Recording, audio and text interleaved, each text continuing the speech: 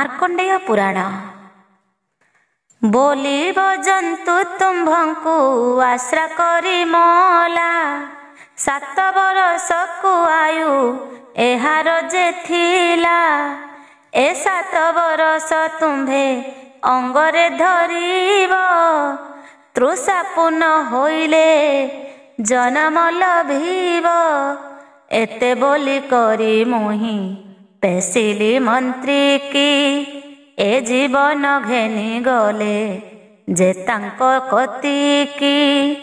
ସ୍ୱରୂପ କଥା କହିଲେ ତାହାଙ୍କର ଆଗ, ଶୁଣି କରି ନିଶାପତି ବୁଝିଲେ ବିରାଗ। ବୋଇଲେ ତୁମ୍ଭ ଯମକି ହରାଇଲେ ଜ୍ଞାନ, ଦେବତାଙ୍କୁ କେଉଁଠାରେ ଲାଗେ ପାପ ପୁଣ୍ୟ। ମନ୍ତ୍ରୀଙ୍କି ବୋଇଲାରେ ପଳାଅ ବହନେ, ପ୍ରାଣେ ମରିବଟି ନଥା ମୋର ସନ୍ନିଧାନେ। ଶୁଣିଣ ମନ୍ତ୍ରୀ ମୋହର ଅଇଲା ପଳାଇ, ଆଜ ମୁହିଁ କେଉଁ କଥା ବୁଝିବି ଗୋସାଇଁ।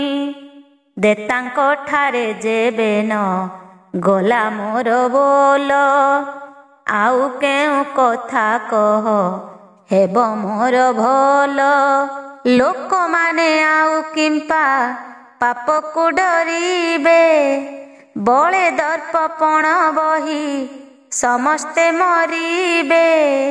ନ ପାଳିବେ ସୃଷ୍ଟି ଆତ ଜାଳ ନ ହୋଇବ, କେମନ୍ତ ପ୍ରକାରେ ହି ଜଗତ ରହିବ। ତୁମ୍ଭେ ଯେବେ କଥାକୁ ନ ବୁଝିବ ଆଜ, ଜନ୍ତୁପତି ପଣେ ଆଉ ନାହିଁ ମୋର କାର୍ଯ୍ୟ।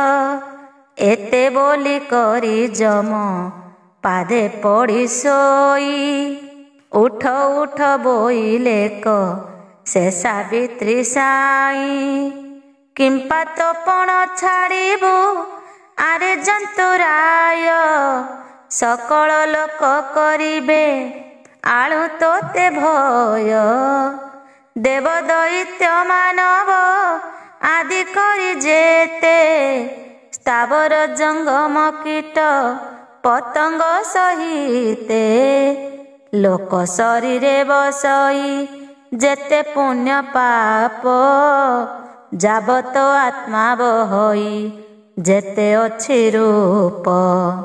କାଳ ସମାପତେ ଯେହୁ ହୁଅନ୍ତି ଅନ୍ତର, ମନ ଚୈତନ୍ୟ ବହେ ଯେତେକ ଶରୀର। ପାପ ପୁଣ୍ୟ ବୋଲି କରି ଅଛି ଯାର ଜ୍ଞାନ, ଏତେକ ଉପରେ ଅଟୁ ତୁହି ଯେ ରାଜନ।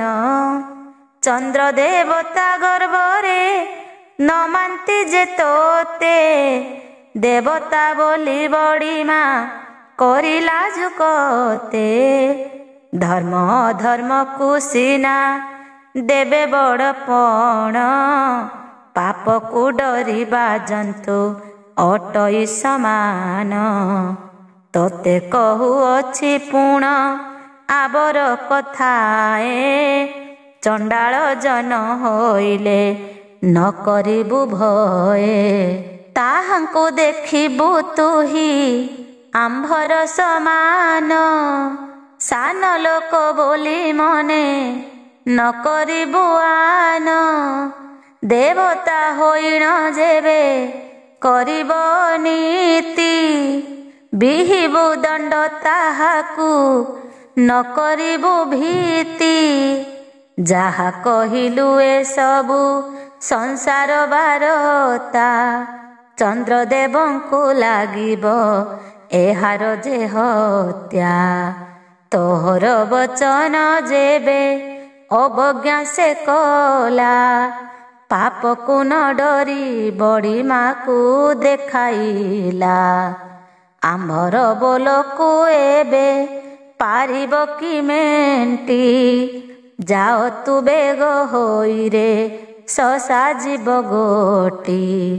ଚନ୍ଦ୍ରମା ହୃଦୟରେ ଯେ ବସିବୁ ତୁ ମାଡ଼ି କାନ୍ଥରେ ପ୍ରତିମା ଥାଇ ଯେସନେକ ଯୋଡ଼ି 7 ବରଷକୁ ସିନା ନାସ୍ତି କଲା ସେହି ଧର୍ମ କଥାକୁ ଅନ୍ୟାୟ କହିଲା ନ ବହି ତେଣୁ ତୁ ବସିବୁ ତାର ଦେହେ ସବୁ ଦିନେ ଯାବତ ଚନ୍ଦ୍ର ଉଦୟ ହୋଇବ ଗଗନେ ତାହାର ଚନ୍ଦ୍ରମାପଣ ଯେତେ କାଳ ଥିବ ତେତେ କାଳ ତୋତେ ସେହୁ ଛାଡ଼ି ନ ପାରିବ। ଯମକୁ ଚାହିଁ ବୋଲନ୍ତି ପୁଣି ପଦ୍ମଜନୀ ଯାଅ ଆହେ ନାଶ କର ପୁର ସଂଯମନି ପୂର୍ବ ପ୍ରକାରେ ସଂସାର ତୁହି ପାଳୁଥିବୁ ଅନୀତି ଆଚାର କଥା କେବେ ନ କରିବୁ ଏତେ ବୋଲି ସ୍ୱହସ୍ତରେ ତାକୁ ଦେଲେ ଶାଢ଼ୀ ସନ୍ଦାମଣି ପୁରକୁ ସେ ଗଲା କବାହୁଡ଼ି ସପୁରେ ପ୍ରବେଶୀ ଯମ ରହିଲେ ନିଶ୍ଚିନ୍ତେ ଏଥୁ ଅନନ୍ତରେ ଶୁଣ ରାଜନ ସୁଚିତେ ସସା ଜୀବ ଗୋଟି ତହୁଁ ବ୍ରହ୍ମାଙ୍କ ଆଜ୍ଞାରେ ଚନ୍ଦ୍ରମା ପାଶକୁ ଧାଇଁ ଗଲା ଅତି ଖରେ ବିଧାତା ଆଜ୍ଞାରେ ହେଲା ଅତି ଉଗ୍ର ତେଜ ଗଗନେ ବିକ୍ରମେ ଯେହ୍ନେ ସିଂହର ତନୁଜ ଇନ୍ଦ୍ରର ଆଜ୍ଞାରେ ଯେହ୍ନେ ଚଳେ ମେଘମାଳ ବିଧାତା ଆଜ୍ଞାରେ ଶଶୀ ତେଜ ନର୍ଗଳ ପବନ ହୁଁ ବେଗ ବେଗ ଗଲା ମହାତ୍ମା ମେରୁ ବୈକୁଣ୍ଠେ ଯାଇ ଭେଟିଲା ଚନ୍ଦ୍ରମା ବ୍ରହ୍ମାର ଆଜ୍ଞାରେ ଭୟ ନାହିଁ ତା ଅନ୍ତରେ ଚନ୍ଦ୍ର ହୃଦୟରେ ବସିଲା ଇଚ୍ଛା ଅନୁସାରେ କିଛି ନ ବୋଇଲେ ଚନ୍ଦ୍ର ଦେବତା ତାହାକୁ ମାନସରେ ଭୟ କଲେ ବିଧାତା ଆଜ୍ଞାକୁ ବିଚାର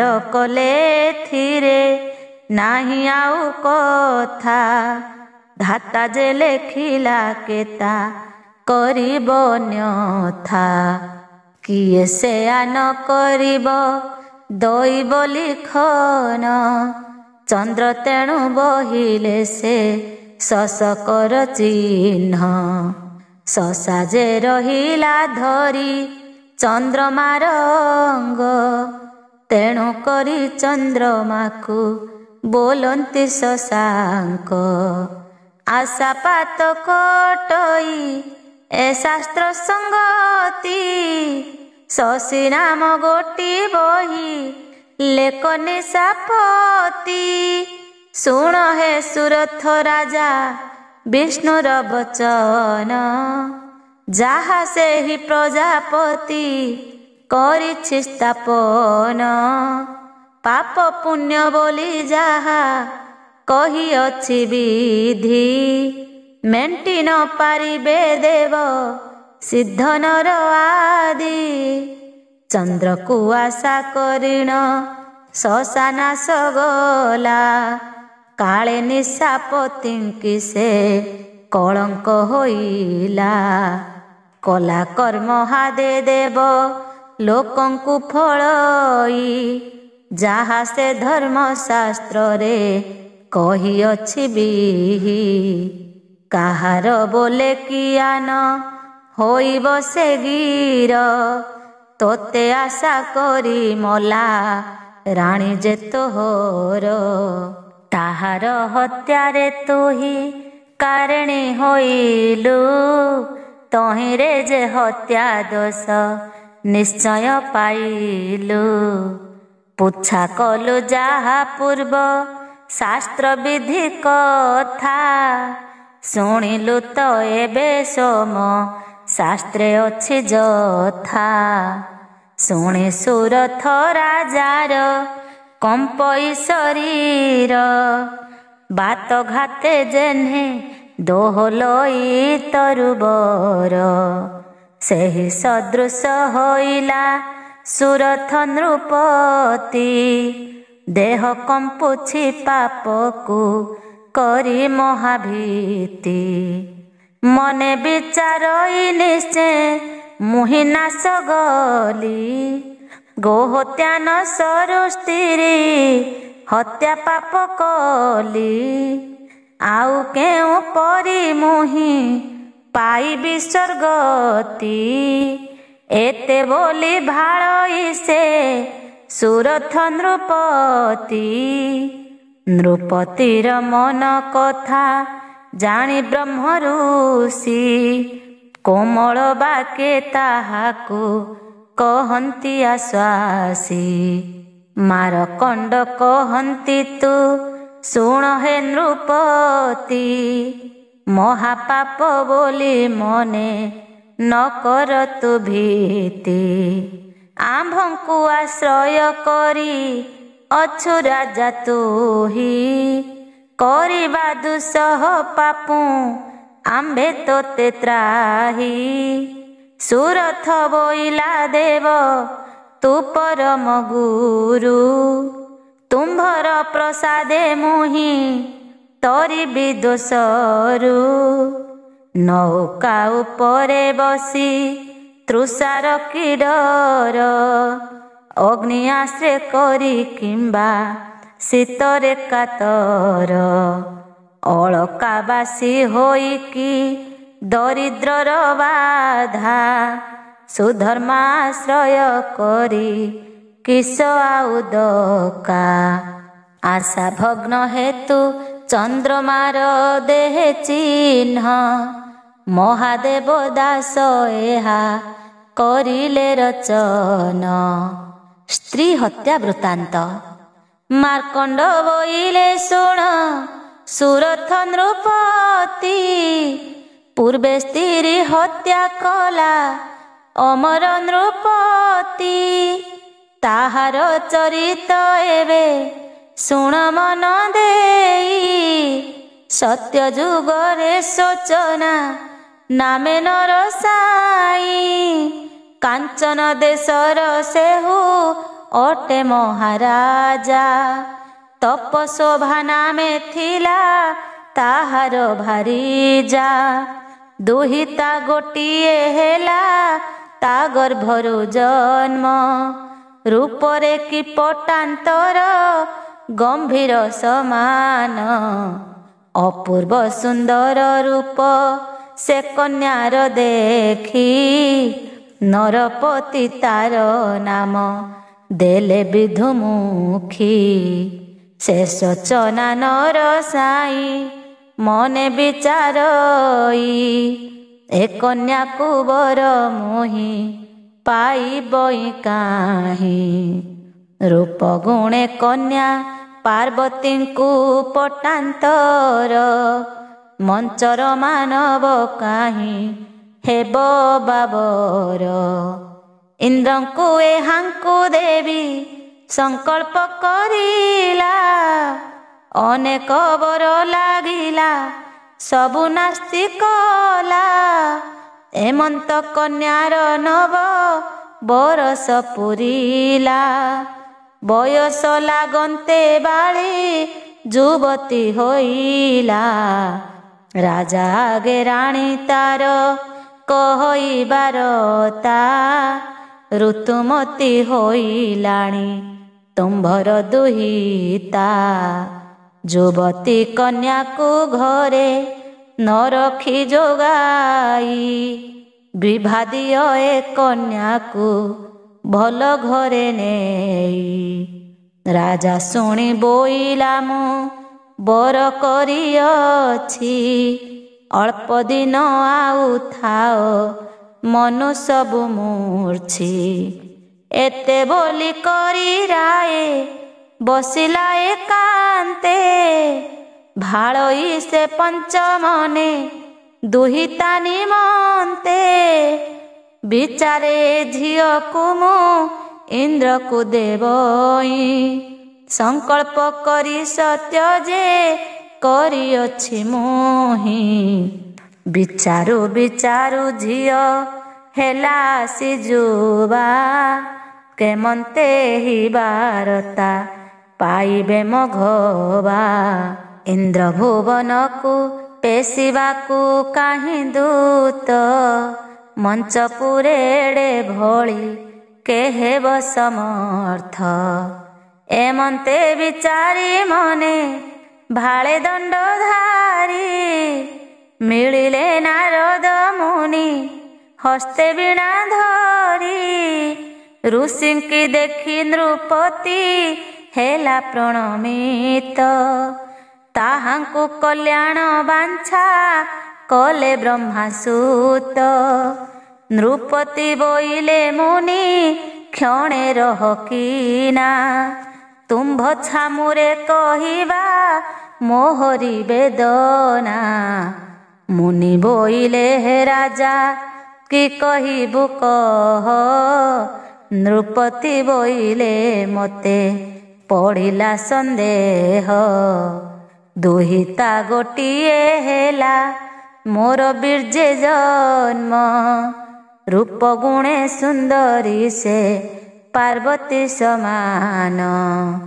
ତାହାର ସଦୃଶ କାହିଁ ନ ପାଇଲି ବର, ଇନ୍ଦ୍ରକୁ ଦେବଇ ବୋଲି କରିଛି ବିଚାର।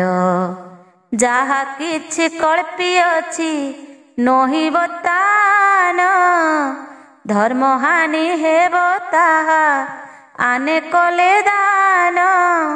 ସତ୍ୟ କରି କେହ୍ନେ ଦେବି ଆନକୁ ମୁଁ ବିଭା, 12 ବର୍ଷରେ କନ୍ୟା ହେଲା ନବଯୁବା। କେମନ୍ତେ ବାରତା ପାଇବେ କ ସଚି ସାଇ, ସ୍ୱର୍ଗପୁରେ ଯିବାକୁ ତ ମୋର ଦୂତ ନାହିଁ। ମୁହିଁ ସ୍ୱର୍ଗ ଭୁବନକୁ ପାରଇକି ଯାଇ, ଦୁହିତା ଯାଚି ଦେଲେ ଯେ ଗୌରବ ତୁଟଇ। ବିଭା ସମ୍ବାଦେ ମଧ୍ୟସ୍ଥ କେହି ଜଣେ ଥିଲେ, ବିଶୁଦ୍ଧ ହୁଅଇ ଦୁହି କର କୂଳ ଭଲେ। ମୁଁ ଏବେ ତୁମ୍ଭ ଚରଣେ କରଇ ଦଇନି, ଇନ୍ଦ୍ରର ଛାମୁକୁ ଯିବ ମୋ ବାରତା ଘେନି। କହିବ ଯେ ମଞ୍ଚପୁରେ ଶୋଚନା ନୃପତି, ବିଧୁମୁଖୀ ନାମେ କନ୍ୟା ତାର ରୂପବତୀ। କନ୍ୟା ରୂପ ଗୁଣେ ତୁଲ୍ୟ ସ୍ୱର୍ଗ ବାରଙ୍ଗନା, ତୁମ୍ଭଙ୍କୁ ଦେବ ଦେବତା କରିଛି କଳ୍ପନା।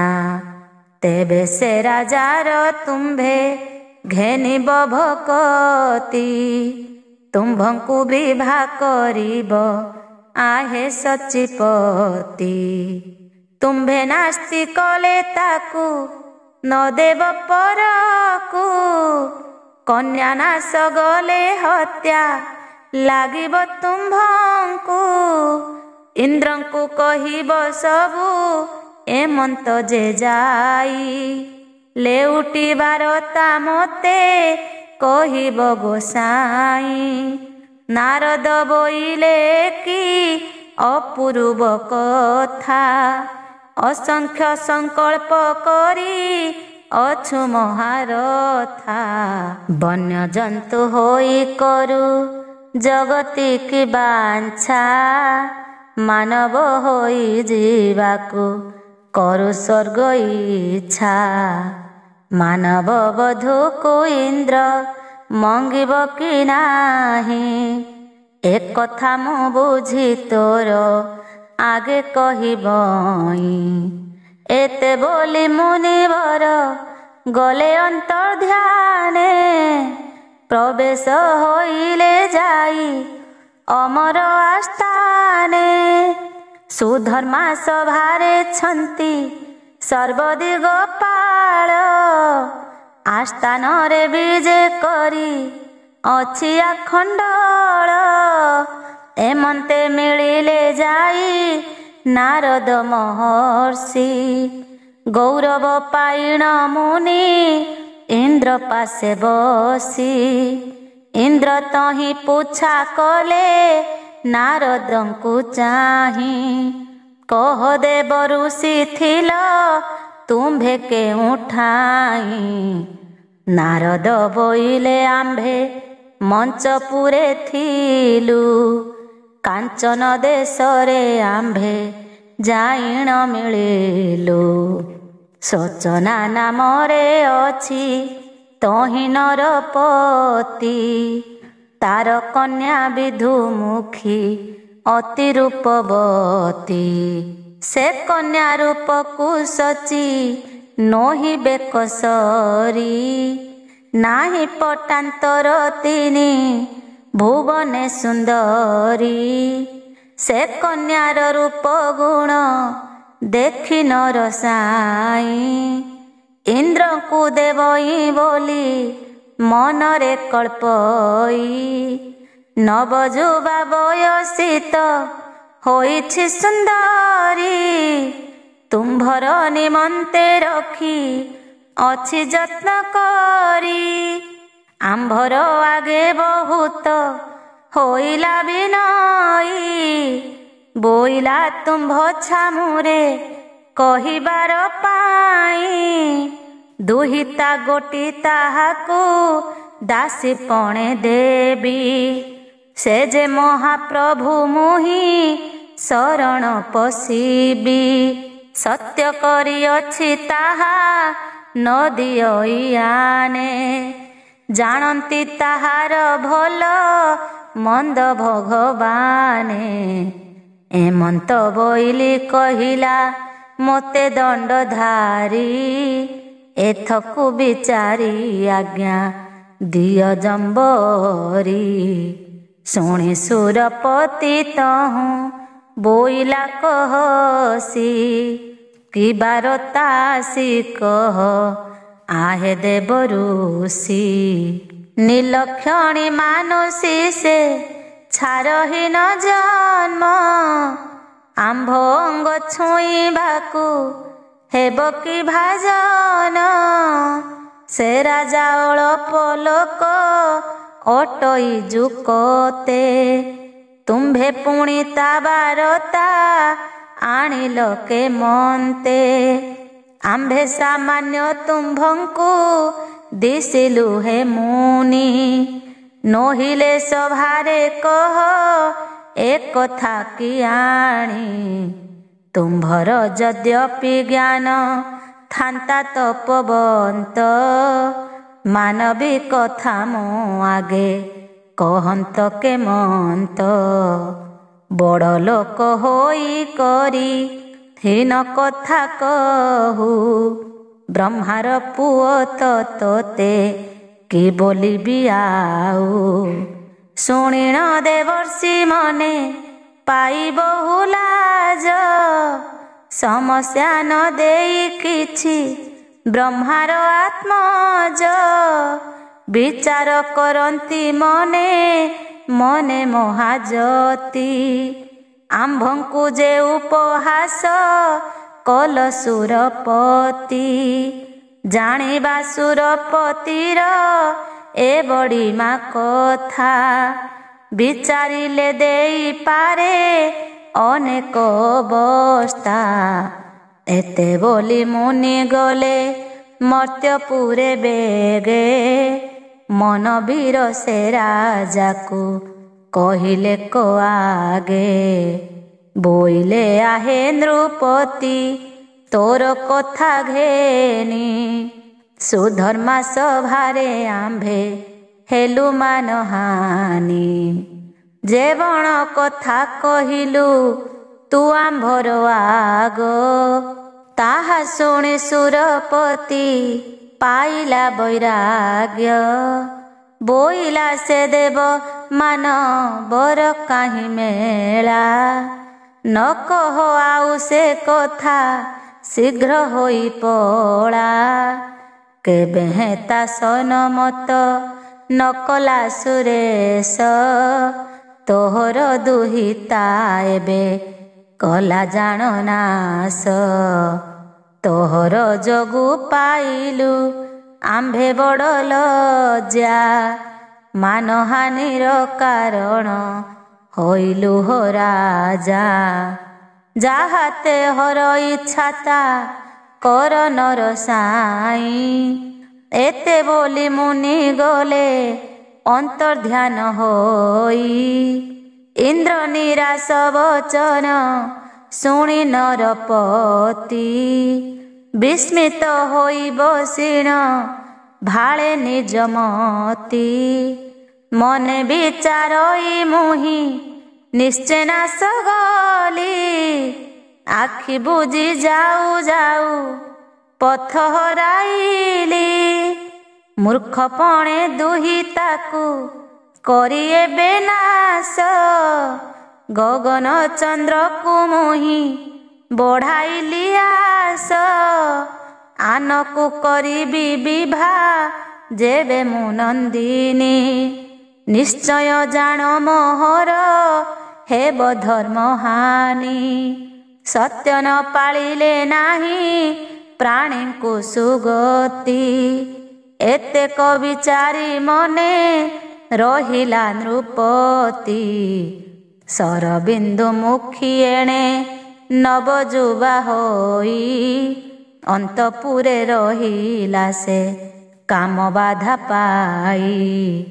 ନୀତି ନୀତି ରାଣୀ ତାହା ଜଣାଏ ରାଜାଙ୍କୁ, ଦୁହିତା ଗୋଟିଏ ବିଭା ନ ଦେଇ କାହାକୁ। ରାଜା ଦିନେ ବୋଇଲେ ତୁ ଶୁଣ ମହାଦେଇ, ଇନ୍ଦ୍ରକୁ ଯେ ଦେବା ପାଇଁ ସତ୍ୟ କଲି ମୁହିଁ। ସେ ଇନ୍ଦ୍ର ଦେବତା କେବେ ନଇଲା ମଞ୍ଚକୁ, ସତ୍ୟକୁ ଲଙ୍ଘିବି ସିନା ଦେଲେ ମୁଆନକୁ। ଇନ୍ଦ୍ରର ଭାର୍ଯ୍ୟା ବଳିଣ ସମସ୍ତେ ଜାଣିଲେ, ବିଭା ହୋଇବାକୁ କେହି ଭାଜନ ନହିଲେ। ଯାହା ସେହି କର୍ମେ ଅର୍ଜି ଅଛି ବିଧୁମୁଖୀ, ଦୈବ ପୁରୁଷ ଭାଲେ ଅଛି ଯାହା ଲେଖି। ନିଶ୍ଚୟ ବିନାଶ ଗଲା ସୁନ୍ଦରୀ ଝିଅଟି, ଏତେ ବୋଲିଣ ନୃପତି ବେଗେ ଗଲା ଉଠି। ନିରାଶ ବଚନ ରାଣୀ ସ୍ୱାମୀ ମୁଖୁ ଶୁଣି, କର୍ମକୁ ଆଦରି ତୁନି ହୋଇଲା କରାଣୀ। ବିଧୁମୁଖୀ ରାତ୍ର ଦିବା ମନରେ ଏକାନ୍ତେ, ଭାଳଇ ମନ୍ଦିରେ ବସି କାମ ସରା ଘାତେ। ଯୌବନ ଭାର ସେହୁ ନ ପାରଇ ସହି, ସ୍ୱାମୀ ବିହୀନେ ତାହାର ରାତ୍ରି ଦିନ ନାହିଁ। ନିଦ୍ରା ଆହାରାଦି ସବୁ ତେଜିଲା ସୁମୁଖୀ, କନ୍ଦର୍ପ ବାଣ ନଳେ ହୋଇ ବଡ଼ ଦୁଃଖୀ। ଲଜ୍ଜା ଭାବରେ ସେ କିଛି କାହାକୁ ନ କହି, ହୃଦୟର ବେଦନାକୁ ହୃଦୟ ସଂଘରଇ। ଏମନ୍ତେ ରହିଲା ସେହୁ 30 ବରଷ, ସମ୍ଭାଳି ନ ପାରିଲା କ ବିରହର ତ୍ରାସ। ମନେ ମନେ ବିଚାରଇ ସେହି ଯେମା ଦେଇ, ଏତେ କଷ୍ଟେ ଜୀବନ ମୁଁ ଧରିବି କିମ୍ପାଇଁ। ଏ ଯୁବା ବୟସ ମୋର ବିଅର୍ଥରେ ଗଲା, ମାତା ପିତା ଶରୀରରେ ଦୟା ନ ବସିଲା। ସ୍ତ୍ରୀ ପୁରୁଷଙ୍କ ମତି ନ ଜାଣନ୍ତି ସେହି, ମୋତେ ବିଭାନ ଦେଲେ କ କିମ୍ପା କାହାକୁ ହିଁ। ମୁହିଲା ଯେ ହାଓ ବା କହିବି କାହାକୁ, ପଡ଼ୁଏ ଅବସ୍ଥା ମୋର ଛାଡ଼ିବି ଦେହକୁ। ଏମନ୍ତ ବିଚାର କରି ମନେ ଯେ ମାଦେଇ ଏକାନ୍ତପୁର ଗୋଟିକେ ପହୁଡ଼ିଲା ଯାଇ। କବାଟକୁ କିଳିଣ ସେ ଅଗ୍ନି ଜାଳି ଦେଲା। ଶରୀର ଧ୍ୱଂସୀ ମଦନା ବେଦନା ନାସିଲା। ଆତ୍ମା ଗୋଟି ତାର ଧରି ନେଲେ ଯମଗଣେ। ପାପ ପୁଣ୍ୟ ବିଚାରିଲେ ତାହାର ପୁରାଣେ। ବୁଝନ୍ତେଣ ଇନ୍ଦ୍ରଙ୍କୁ ଯେ ଲାଗିଲା ସ୍ତ୍ରୀ ହତ୍ୟା। ନାରଦ ସେହୁ କଥାରେ ପାଇଲେ ବାରତା। କହିଲେ ବ୍ରହ୍ମାଙ୍କ ଆଗେ ଯାଇ ତପୋବନ୍ତ। ସ୍ତ୍ରୀ ହତ୍ୟା ଦୋଷର ଜିଲେ ପୁରୁହୂତ। ଯାଚିଲା କନ୍ୟାକୁ ବିଭା ନହିଲେ କିମ୍ପାଇଁ। ସେହି କନ୍ୟା ନାଶ ଗଲା ବିବାହ ନ ହୋଇ। ଏଥକୁ କି ଆଜ୍ଞା ଦେବ ଆହେ ବେଦବର। ହତ୍ୟା ଦୋଷୀ କେଉଁ ପରି ବସିବ ସଭାର। ବିହନ୍ତା ପୁରୁଷ ବୁଝି ଲେଖ ଶାସ୍ତ୍ର ଯୋଗେ। ଇନ୍ଦ୍ରଙ୍କୁ ସ୍ତ୍ରୀ ହତ୍ୟା ଦୋଷ ଲାଗିଲା ସର୍ବାଙ୍ଗେ। ବିଧାତା ବୋଇଲେ ଯେବେ ଇନ୍ଦ୍ର ହେଲେ ପାପୀ। ସୁଧର୍ମା ସଭାରେ ବସି ନ ପାରି ଅଦ୍ୟାପି। ତୁମ୍ଭେ ଜାଇଣ ତାହାକୁ ଘଉଡ଼ାଇ ଦିଅ। ଇନ୍ଦ୍ର ପଦରେ ବରାହ ଋଷିଲୁ ବସାଅ। ଏହା ଶୁଣିଣ ନାରଦ ଧାଇଁଲେ କକ୍ଷରେ। ପ୍ରବେଶ ହୋଇଲେ ଯାଇ ସୁଧର୍ମା ସଭାରେ। ଇନ୍ଦ୍ରଙ୍କୁ ବୋଇଲେ ଉଠ ଉଠ ସୁରରାଜ। ସୁଧର୍ମା ସଭାକୁ ତୁହି କର ପରିତେଜ୍ୟ। ଶୋଚନା ରାଜାର ଝିଅ ନାମ ବିଧୁମୁଖୀ। ତାହାକୁ ବିଭା ନହିଲୁ ତ ସହସ୍ର ଆଖି। ତୋତେ ଡରି ସେ କନ୍ୟାକୁ ବିଭାକେ ନହିଲା। ସେ କନ୍ୟା ମରିଲା ହତ୍ୟା ତୋତେ ଯେ ଲାଗିଲା। ଧର୍ମ ବିଚାରିଲା ପାପ ଲାଗିଲା କତୋତେ। ବିଧାତା ରାଇଣ ଏବେ ଆଜ୍ଞା ଦେଲେ ମୋତେ। ବୋଇଲେ ବାହାର କରିଦେବୁ ସେ ଇନ୍ଦ୍ରକୁ। ସେ ସଭାରେ ବସାଇବୁ ବରାହ ଋଷିଙ୍କୁ। ଇନ୍ଦ୍ର ସ୍ଥାନେ ବସି ସେହୁ ପାଳିବ ଯେ କ୍ଷିତି। ପାପ କ୍ଷୟ କରି ଆସୁ ସେହୁ ସୁରପତି। ଆମ୍ଭର ଆଜ୍ଞା ମେଣ୍ଟିବ ଯେବେ ପୁରୁହୂତ। ସେହି ଠାବରେ ହୋଇବ ସେହୁ ଭସ୍ମୀଭୂତ।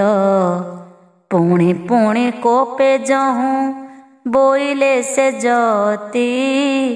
ବ୍ରହ୍ମା ଆଜ୍ଞା ବୋଲି ଇନ୍ଦ୍ର ମନେ କଲା ଭୀତି। ଇନ୍ଦ୍ର ସର୍ବ ଅଳଙ୍କାର ସଭାରେ ଥୋଇଲେ। ତପି ରୂପ ଧରି ବ୍ରହ୍ମା ନିକଟକୁ ଗଲେ। ବରାହ ଋଷି ଯେ ରହିଥିଲେ ଗଙ୍ଗା ତୀରେ। ତପ କରୁଥିଲେ ବସି ବରାହ ଗିରିରେ।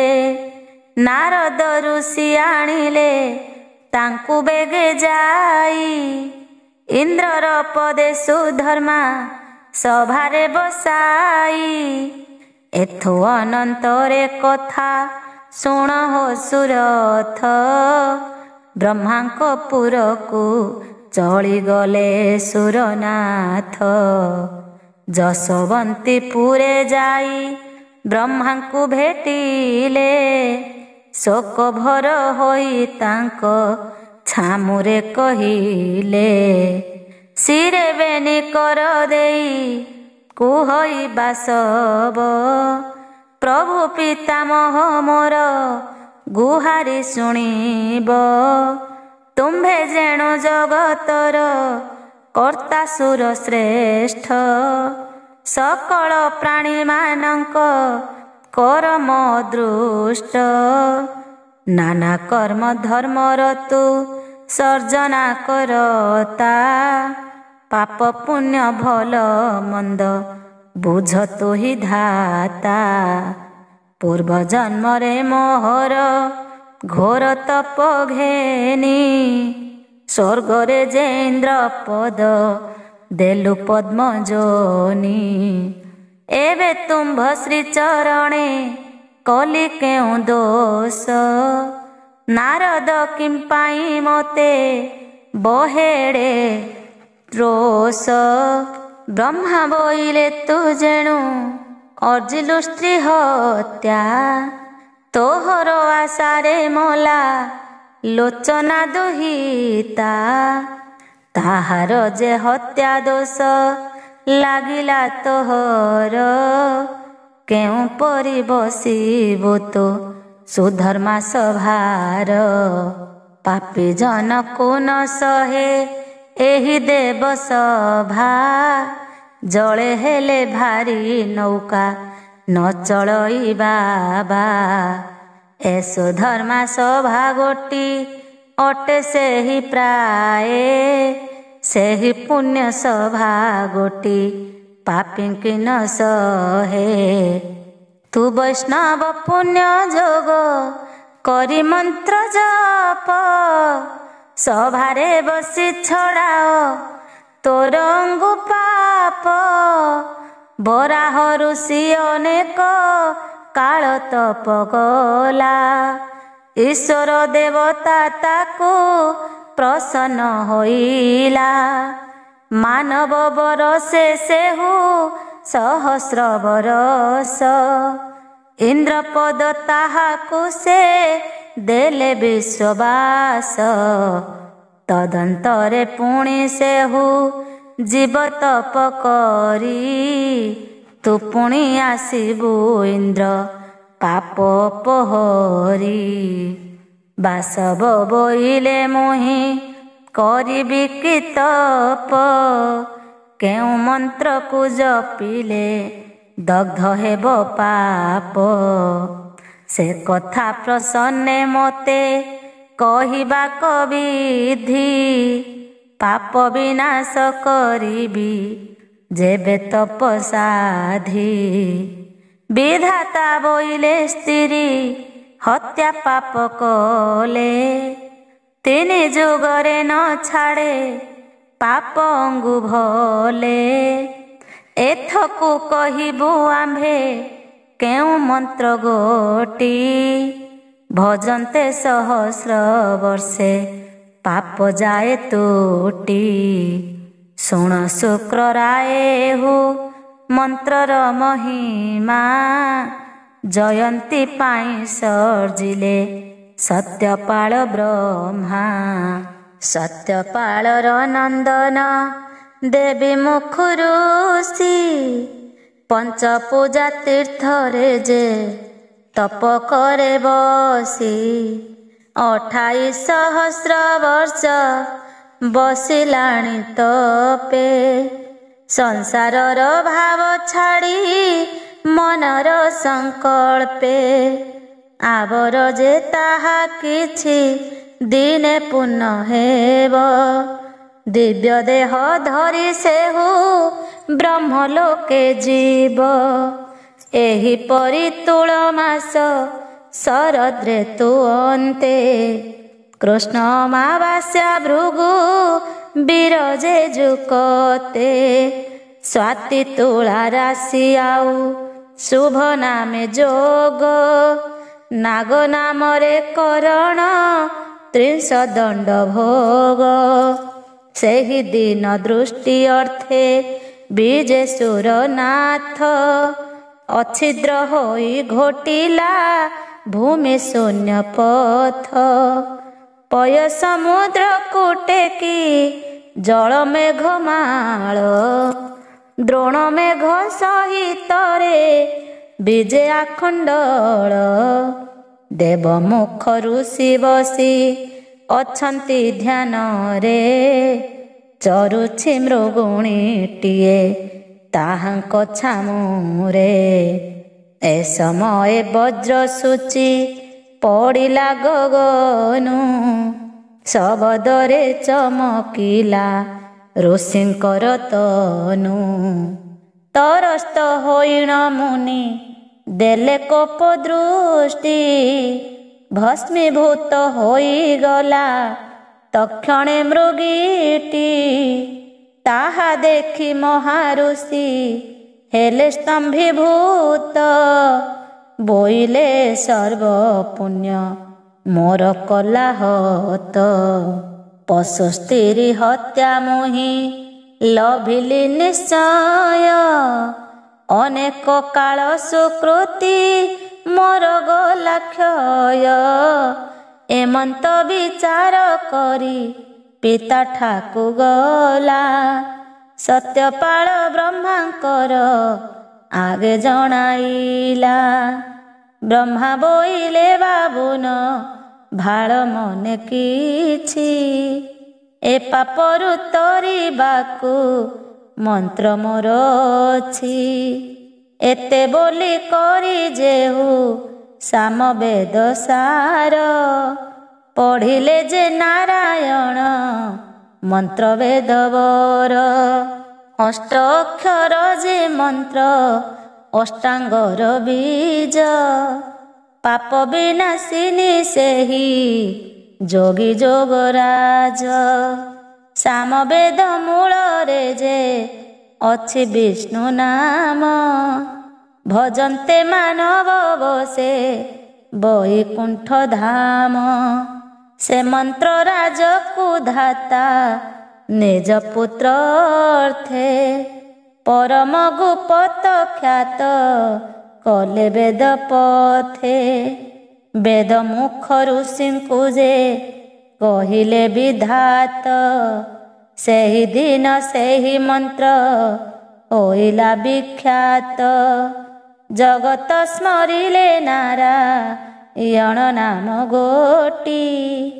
କାରଣ ଲଭିଲେ ତେଣୁ କରି ନବ ସୃଷ୍ଟି। ଦେବ ମୁଖ ଋଷି ଯେହ୍ନେ ପାଇଲେ ମୁକତି। ତାହା ତୋର କନେ ଶୁଣ ଆହେ ସୁରପତି। ଦୃଢ଼ କରି ଯେବେ ତୁହି ଜପିବୁ ସୁଚିତେ। 30 ବରଷେ ପାପ ଛାଡ଼ିଯିବ ତୋତେ। ଚିତ୍ତ ବିଚଳିତ କରି ଯଦ୍ୟପି ଜପିବ। ସହସ୍ର ବରଷେ ପାପ ତୋହର ଖଣ୍ଡିବ। ଇନ୍ଦ୍ର ବୋଇଲା ମୋହର ଚିତ୍ତ ନୁହେଁ ସୁଖୀ। ରାଜପଦ ବିନେ ହୋଇ ଅଛି ବଡ଼ ଦୁଃଖୀ। ତେଣୁ କରି ମୋର ଚିତ୍ତ ସୁସ୍ଥିର ନୁହଁଇ। ସହସ୍ର ବରଷ ମନ୍ତ୍ର ଜପ କରିବଇ। ବ୍ରହ୍ମା ବୋଇଲେ ଯେପରି ହୁଏ ତୋର ଇଚ୍ଛା। ଘେନ ମନ୍ତ୍ର ରାଜ ଆହେ ପଶ୍ୟ ପରବତ୍ସା। ଏତେ ବୋଲି କରି ପିତା ସୁରପତି କାନେ। ସାରସ୍ୱତ ମନ୍ତ୍ର ରାଜି କହିଲେ ଗୋପନେ। ସେ ମନ୍ତ୍ରକୁ ସୁରପତି ଘେନି ହୃଦଗତେ। ଦୃଢ଼େ ଜପ କଲେ ବସି ସୁରେଖା ପର୍ବତେ। ସହସ୍ର ବରଷ ଜପି ନାରାୟଣ ମନ୍ତ୍ର। ଖଣ୍ଡିଲେ ଯେ ସ୍ତ୍ରୀ ହତ୍ୟା ପାପୁ ହେଲେ ମୁକ୍ତ। ପୁଣି ଇନ୍ଦ୍ର ପଦେ ଯାଇ ବସିଲେ ସଭାର। ଶୁଣିଲୁ ଏକ ମନେ ସୁରଥ ନୃପବର। ଯେବଣ ମନ୍ତ୍ରରେ ଇନ୍ଦ୍ର ଖଣ୍ଡିଲା ସ୍ତ୍ରୀ ହତ୍ୟା। ସେହି ମନ୍ତ୍ର ତୋର ଆଗେ କହିବା ସୁଜ୍ଞାତା। ତୁ ଏବେ ସେ ମନ୍ତ୍ର ଭାବ ହୃଦଗତେ ବେଗେ ଲଭିବୁ ପରମ ଗତି ବସିବୁ ଯେ ସ୍ୱର୍ଗେ। ସୁରଥ ବୋଇଲା ସ୍ୱାମୀ ଯେ ତୋର ବିଚାର କି କହିବି ମୁହିଁ ଅଟେ ତୁମ୍ଭ ପରିଚାର। ମାର୍କଣ୍ଡ ବୋଇଲେ ଭାଗ୍ୟ ବନ୍ତ ତୁ ସୁବୁଦ୍ଧି ତେଣୁ ତୋତେ ପ୍ରାପ୍ତ ହେଲା ଜାଣ ମନ୍ତ୍ର ସିଦ୍ଧି। ଏତେ ବୋଲି କରି ମୁନି ସୁରଥର କନେ ନାରାୟଣ ମନ୍ତ୍ର କହି ଦେଲେ ତ ସମନେ। ସୁରଥ ନୃପତି ବସି ଘୋଷିଲା କତାହା ମାରକଣ୍ଡ ବୋଇଲେ ହେ ଶୁଣ ନର ନାହା।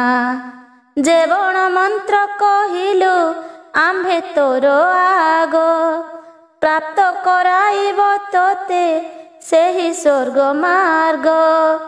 ଏବେ ତୁହି ଆମ୍ଭ ଆଜ୍ଞା କର ମହିପାଳ ବେଗେ ମଣି ଭଦ୍ରା ନଦୀ ପର୍ବତ କୁଚଳ।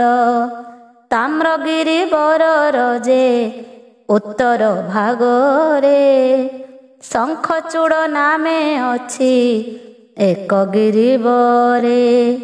ମଣିଭଦ୍ରା ନଦୀରୁ ଯେ ବହେ ଧାର କୋଟି ଶଙ୍ଖଚୂଡ଼ ଗିରିକି ବଳୟ ପ୍ରାୟ ଘୋଟି। ଉଦୁମ୍ବର ବୃକ୍ଷ ଅଛି ତହିଁର ଭିତର ତହିଁ ପ୍ରସାଦ ମଧ୍ୟରେ ବିଜୟ ଈଶ୍ୱର। ଅନ୍ଧକ ବିନାଶୀ ତହିଁ ରହିଲେ ଧୂର୍ଜଟି ଅନ୍ଧକ ଅନନ୍ତ ବୋଲି ହେଲା ତୀର୍ଥ ଗୋଟି। ଦେଖନ୍ତେ ସେ ତୀର୍ଥେ ସ୍ନାନ କରି ତ୍ରିଲୋଚନ ନାନାଦି ପାତକ ତହିଁ ହୁଅଇ ମୋଚନ। ତୁ ଏବେ ଯାଇ କରିବୁ ସେ ତୀର୍ଥରେ ସ୍ନାନ ଅନ୍ଧକାନ୍ତ କରୁଦ୍ରଙ୍କ କରିବୁ ଦର୍ଶନ। ସେ ନିଗମ ସ୍ଥାନରେ ତୁ ରହି ନିମଗ୍ନରେ ନାରାୟଣ ମନ୍ତ୍ର ଗୋଟି ଜପିବୁ ମନରେ। ଯେଉଁ ଦିନ ଅଙ୍ଗେ ତୋର ହେବ ଅତି ଦେଜ ସେହି ଦିନ ପାତକ ଯେ ହୋଇବ ଦହିର୍ଯ୍ୟ। ସେଦିନ ଆମ୍ଭଠା ବଳୁ ଆସିବୁ ରାଜନ ଆମ୍ଭେ ଯେ କହିବା ତୋତେ ତହିଁର ବିଧାନ। ସ୍ତ୍ରୀ ହତ୍ୟା ପାତକେ ଇନ୍ଦ୍ର ସ୍ୱର୍ଗଚ୍ୟୁତ ହେଲା ମହାଦେବ ଦାସ ଏହା ଗୀତରେ କହିଲା। ଅନ୍ଧକାନ୍ତ ତୀର୍ଥରେ ସୁରଥ ନୃପତିର ତପସ୍ୟା ଓ ଜୟଦ୍ରଥର ମୁଣ୍ଡ ପତନ ଓ ଭସ୍ମ। ଋଷିଙ୍କର ଆଜ୍ଞା ପାଇ ସୁରଥ ନୃପତି ଅନ୍ଧକାନ୍ତକ ତୀର୍ଥରୁ ଚଳଇ ତଡ଼ତି। ଶଙ୍ଖଚୂଡ଼ ପାରୁଷରେ ଉଦୁମ୍ବର ବୃକ୍ଷ ସେଠାରେ ପ୍ରବେଶ ହେଲା ବିରଥର ବତ୍ସ। ଅନ୍ଧକାନ୍ତଙ୍କ ତୀର୍ଥରେ ସ୍ନାନ ସେ ସାରିଲା ଅନ୍ଧଙ୍କ ତ୍ରିପୁରାନ୍ତକ ଦର୍ଶନ କଲା। ସେହି ମହାଦେବ ସ୍ୱାମୀ ପଶ୍ଚିମ ମୂରତି ପୂର୍ବ ମୁଖ ହୋଇ କରି ବସିଲା ନୃପତି। ଆତ୍ମା ଶୁଦ୍ଧ କରି ତହିଁ ଏକ ମନେ ବସି ନାରାୟଣ ମନ୍ତ୍ର ଗୋଟି ହୃଦରେ ଅଭ୍ୟାସୀ। ବିଶ୍ୱନାଥ ଦେବତାର ଚିନ୍ତଇ ଯେ ରୂପ ପାପ କ୍ଷୟ ଅର୍ଥେ ରାଜା ଆଚରିଲେ ତପ। କରପତ୍ରକୁ ପ୍ରସାରି ନେତ୍ର ଦୁଇ ବୁଜି ଜପଇ ସେ ମହାମନ୍ତ୍ର ଦିବ୍ୟ ରୂପ ହେଜି। ଏମନ୍ତ ସେ ତପ କଲା ତିନିଶହ ବରଷ ଏଥୁ ଅନ୍ତେ ଶୁଣିମା ହେଉ ଯେ ଦିବ୍ୟ ରସ। ମକର ମାସେ ପୂର୍ଣ୍ଣିମା ତିଥି ଶୁକ୍ରବାରେ ଅଶ୍ଳେଷା ନକ୍ଷତ୍ର ଆଉ କକଡ଼ା ଚନ୍ଦ୍ରରେ ବିଷ୍ଟି ନାମରେ କରଣ ଶୁଭ ନାମେ ଯୋଗ। ମକର ସଂକ୍ରାନ୍ତି ଚଉବିଂଶ ଦିନ ଭୋଗ। ଦିନ ଅନ୍ତ କାଳେ ସନ୍ଧ୍ୟା ସମୟ ଯୁକତେ ମୁଣ୍ଡ ଗୋଟିଏ ପଡ଼ିଲା ରାଜା କର ପତ୍ରେ। ଅଦ୍ଭୁତେ ମୁଣ୍ଡ ପଡ଼ନ୍ତେ ଆସି କର ତଳେ ପୋଡ଼ ବୋଲି କରି ରାଜା ପକାଇଲା ତଳେ। ନୟନକୁ ଫେଡ଼ି ଚାହିଁ ଦେଲା ମହାରାଏ ଛାମୁରେ ପଡ଼ିଛି ନର ମୁଣ୍ଡ ଯେ ଗୋଟାଏ। ପଡ଼ୁ ବୋଲି ଯହୁଁ ବୋଇ ଲେକ ମହାରୁଷି ତତକ୍ଷଣେ ସେହି ମୁଣ୍ଡ ହେଲା ଭସ୍ମ ରାଶି। ଦେଖିନ ଚକିତ ମନ ହୋଇଲା ସୁରଥ ମନେ ବିଚାରିଲା ଏହା କେବଳ ହିଁ କୃତ୍ୟ। କାହାର ଏ ମୁଣ୍ଡ କେହୁ ପକାଇଲା ହାଣି କହି ଶୁଣିତ ଛିଡ଼ି ଅଛି ଏହି କ୍ଷଣି। ଅଦ୍ଭୁତେ ପଡ଼ିଣ ପଡ଼ି ଗଲା ଅଦ୍ଭୁତେ ଏଥିର ଚରିତ ଆମ୍ଭେ ଜାଣିବା କେମନ୍ତେ। ଗୁରୁଙ୍କୁ ପୁଛିଲେ ସିନା ଜାଣିବା ଏ ତଥ୍ୟ ଏମନ୍ତ ବୋଲି ଆସନ ତେଜିଲା ସୁରଥ। ଅନ୍ଧଙ୍କ ତୀର୍ଥରେ ଯାଇ ରାଜା ସ୍ନାନ କଲା ରୁଦ୍ରଙ୍କୁ ଓଳଗି ପୁଣି ଗୁରୁ ପାଶେ ଗଲା। ମାରକଣ୍ଡ ଋଷି ବସି ସନ୍ଧ୍ୟା ସୁମରନ୍ତି ଜଳଚଳ କରି ଆତ୍ମା ଶୁଦ୍ଧି କଲେ ଯତି।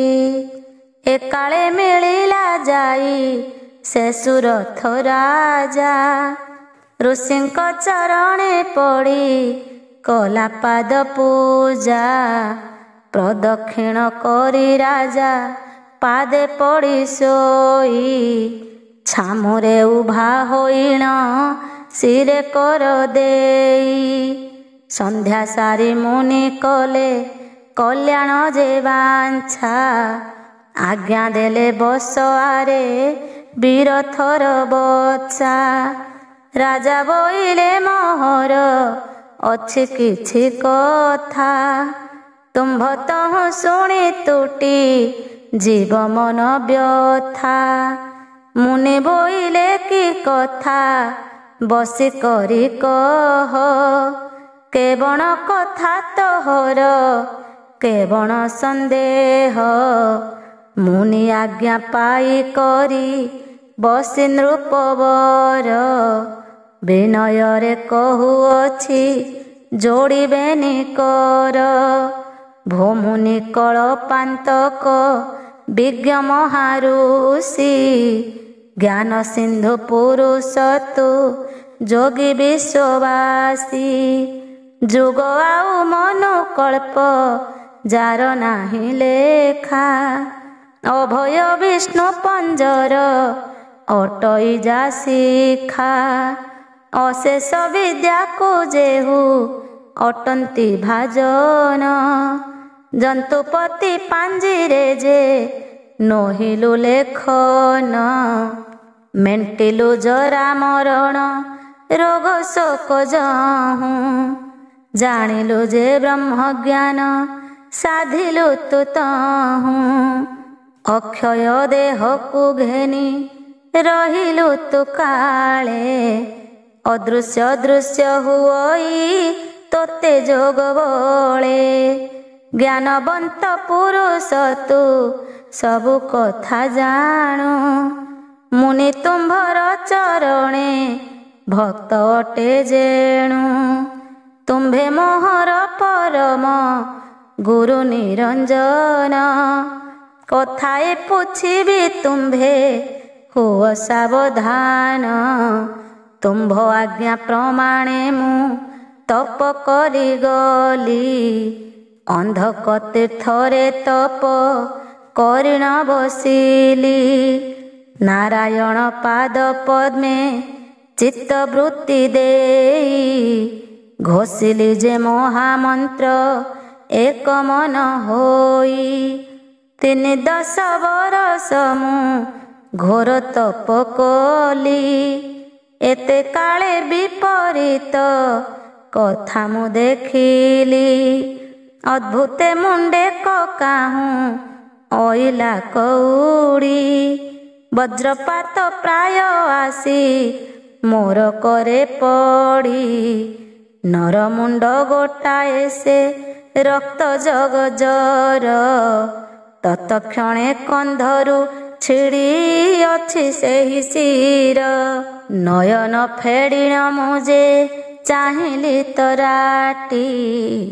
ତକ୍ଷଣେ ଭସ୍ମ ହୋଇଲା ସେହି ମୁଣ୍ଡ ଗୋଟି।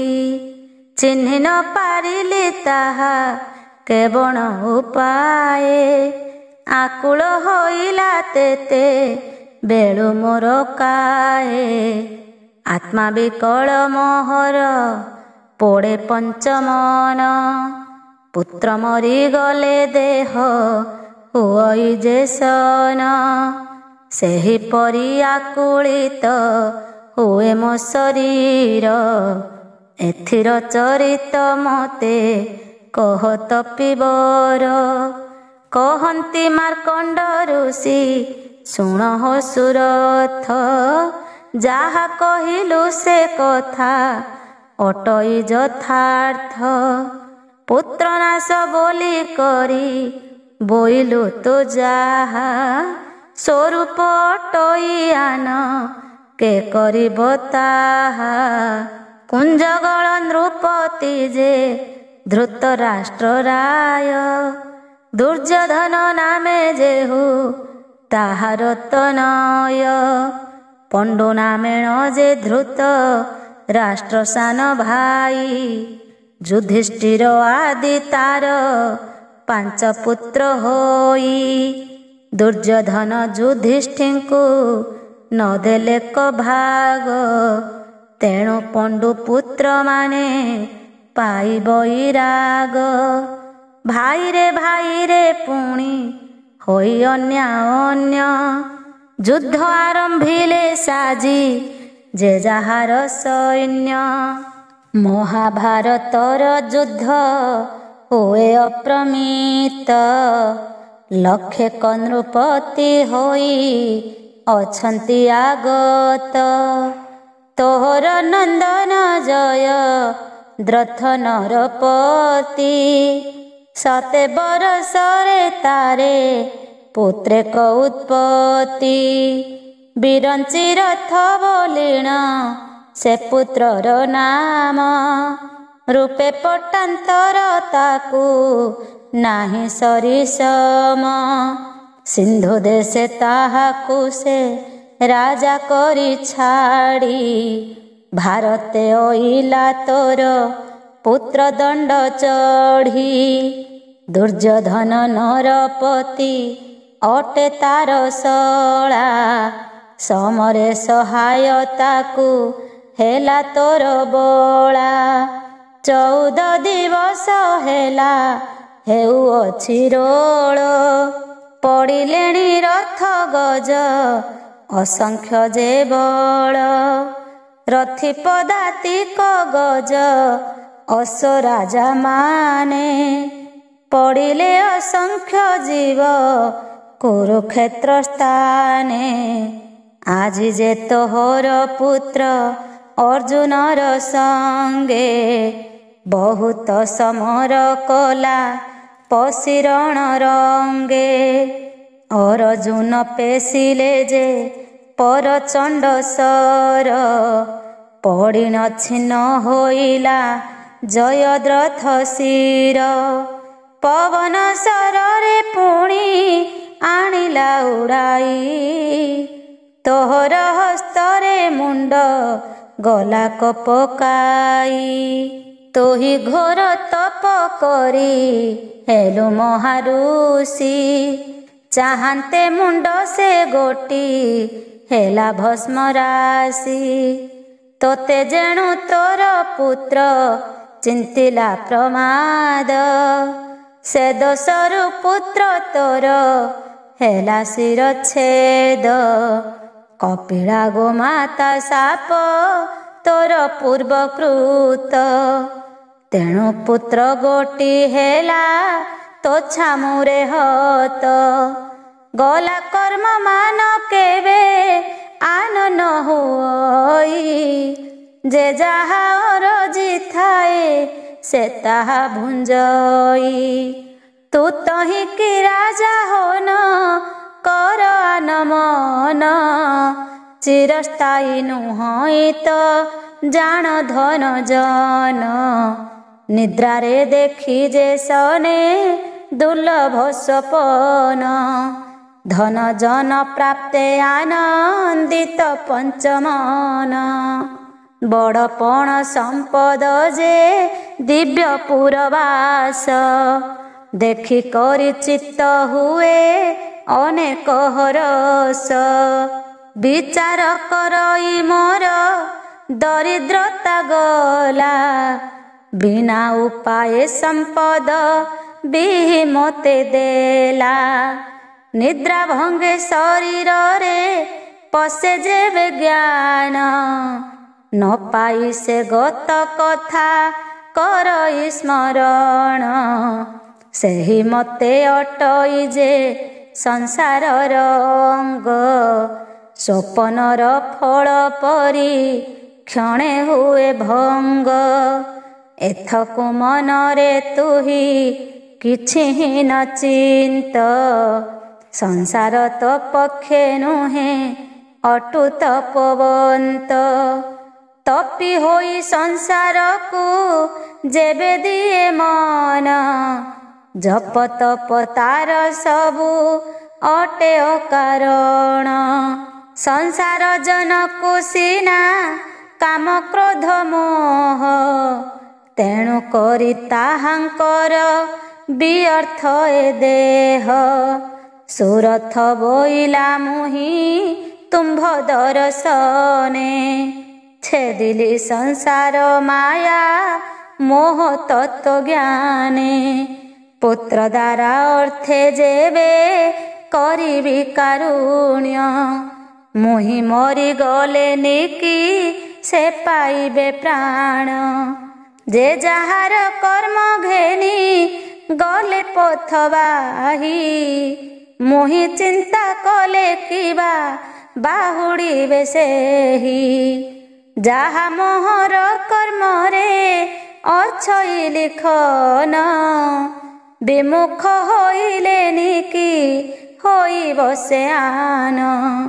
ଛାଡ଼ିଲହିଁ ଶୋକ ଚିନ୍ତା ତୁମ୍ଭ ଅନୁଗ୍ରହେ, ଆବର କଥାଏ ମୋତେ କହିବା ମୁନିହେ। ମୁଁ ଭାସୁଥିଲି ସଂସାର ମାୟା ମୋହ ଜଳେ, ସୁସ୍ଥାନ ପାଇଲି ମୋହି ତୁମ୍ଭ ପାଦ ତଳେ। ତୁମ୍ଭ ପଦ୍ମ ପାଦେ ମୁହିଁ ହୋଇଲି ଆଶ୍ରିତ, ତୁମ୍ଭେ ଯେ ମହାପୁରୁଷ ମୋତେ କଲ ମୁକ୍ତ। ପୂର୍ବ ଜନ୍ମେ ମୁହିଁ ପାପ ଅର୍ଜିଲି ନ ଜାଣି, ସେ ଦୋଷରୁ ମଞ୍ଚେ ଜନ୍ମ ଲଭିଲି ମୁଁ ପୁଣି। ରାଜତେଜି ପଶିଲି ମୁଁ ଆସି ଘୋର ବନେ, ପୁତ୍ର ଦ୍ୱାରା ମରଣ ମୁଁ ଶୁଣିଲଇଁ କନେ। ଏଡ଼େ ଘୋର କଷ୍ଟ ପଡ଼ି ନଥିଲା କାହାର, ମୋତହୁଁ ସେ ମହାପାପୀ ନାହିଁ ଏ ସଂସାର। ଆବର କଥାଏ ମୋର ହୋଇଲା କାରଣ, ଆଶ୍ରେ କଲି ଯହିଁ ମୁହିଁ ତୁମ୍ଭର ଚରଣ।